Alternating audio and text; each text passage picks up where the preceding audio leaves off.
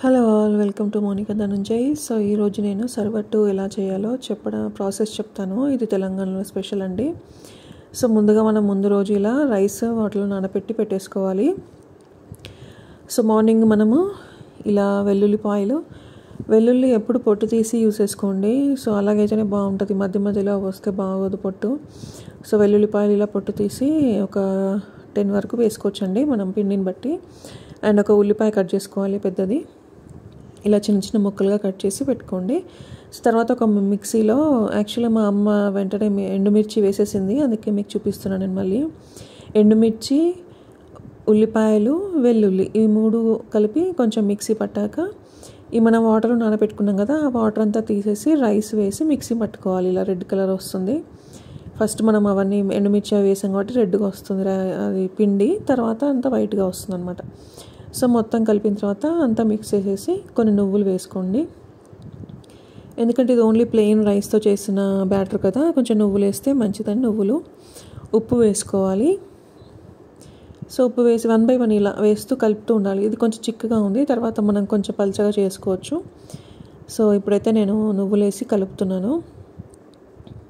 Mixie మంచిగా పట్టుకోవాలండి, smooth batter ఉండాలి, కొంచెం గరుగ్గా ఉండకూడదు మళ్ళీ. సో ఇప్పుడు జీలకర్ర వేసాను, జీలకర్ర వేసి కలపాలి. కొంచెం పసుపు వేసుకోవాలి.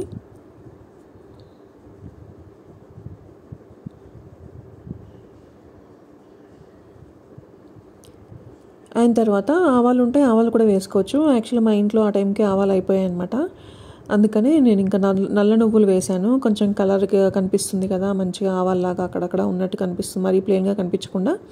సో మీరు ఆవాలు ఉంటే ఆవాలు వేసుకోండి. నేనైతే నల్ల నువ్వులు వేశాను. ఇవి మ్యాండేటరీ ఏం కాదు, ఆప్షనల్ అండి. ఓకేనా. ఇలా కలుపుకున్న తర్వాత కొన్ని వాటర్ పోసి కలపాలి పల్చగా అయ్యేలాగా. సో ఇలాంటి ప్యాన్ ఏదైనా పెట్టుకోండి, క్యాస్ట్ ఐరన్ కానీ ఇలా ఐరన్ కానీ అయితే మంచిగా కుక్ అవుతుందన్నమాట, కంప్లీట్ రైస్ బ్యాటర్ కాబట్టి.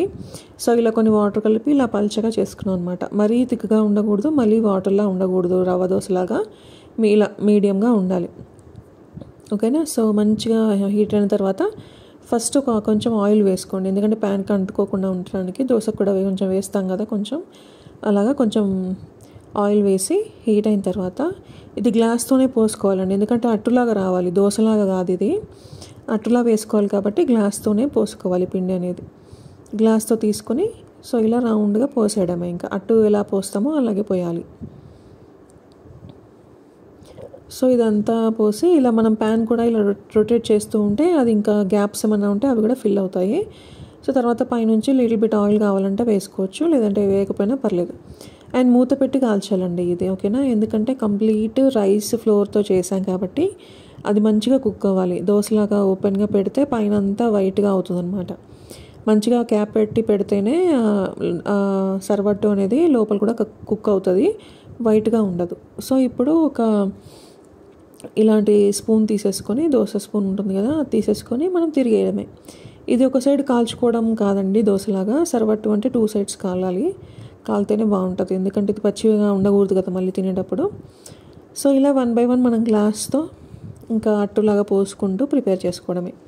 సో చూడండి ఇప్పుడు అయిపోయిన తర్వాత ఎలా ఉందో చూపిస్తాను. చాలా మెత్తగా ఉంటాయి. అండ్ ఎండుమిర్చి వేయడం వల్ల మంచి కారంగా స్పైసీగా గొంతుకి హాయిగా తగులుతూ ఉంటాయి అన్నమాట. పిల్లలైనా ఇష్టంగా తింటారు. రైస్ తినప్పుడు ఇలా చేసి పెడితే బ్రేక్ఫాస్ట్ ఐటమ్గా చాలా బాగుంటుంది. మా పిల్లలైతే ఆరెంజ్ దోశ అని చెప్పి తింటూ ఉంటారు అనమాట. మీరు ట్రై చేసి నాకు కమెంట్స్లో చెప్పండి. Okay, bye.